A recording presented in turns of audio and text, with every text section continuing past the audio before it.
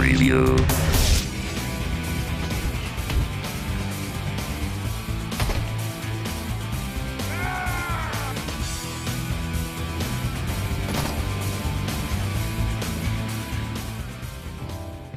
Hey there, it's Senior Editor Kevin Van Ord standing in for reviewer Daniel Starkey to tell you about Ride to Hell, Retribution.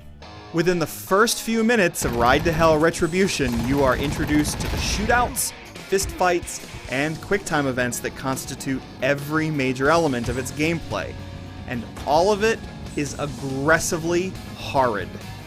This action game has almost no redeemable characteristics and is a strong candidate for the title of worst game of all time.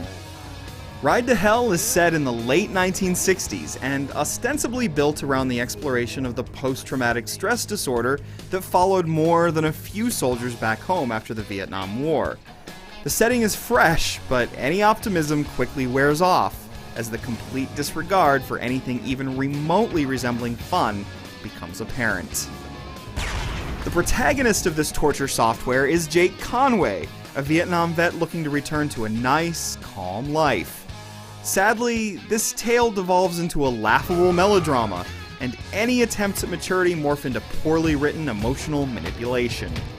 The story embraces a stunningly out-of-touch and juvenile approach to sex, violence, and masculinity, and every awful innuendo, hackneyed self-reference, and facsimile of human emotion is drenched in ear-bleedingly bad voice acting. Last time I seen the big guy, he was going to the hotel for some action. It was across the street behind the bar. Thanks, man. See you around.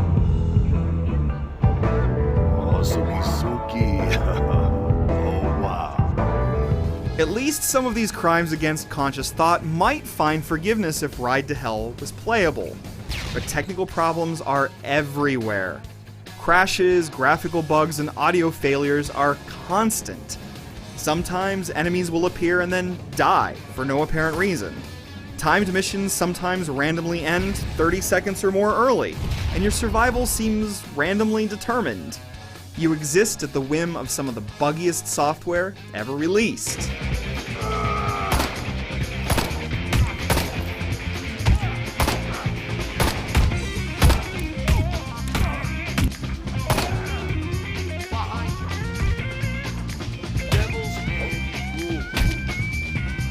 Beyond the technical problems, most of the controls are woefully positioned with almost no regard for what would actually make sense, and you can't remap the keys.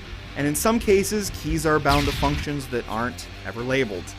Gunplay is actually functional in the sense that the targeting reticle moves and you can click the mouse button to make people die. But that reticle has an agonizing amount of lag that makes it easy to miss shots. Luckily, your foes will have just as much trouble hitting you if they actually do anything at all. Melee combat is based on QuickTime events and is far worse.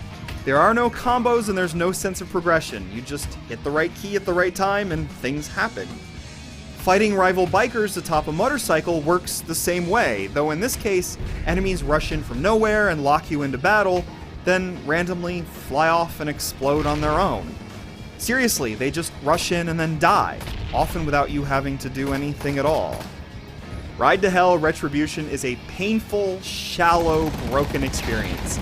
How such an abysmal game can see the light of day is a mystery. All anyone can do is marvel at this train wreck and wonder about the circumstances that led anyone to believe that it was okay to ask people to spend money or time on this trash. They're crazy.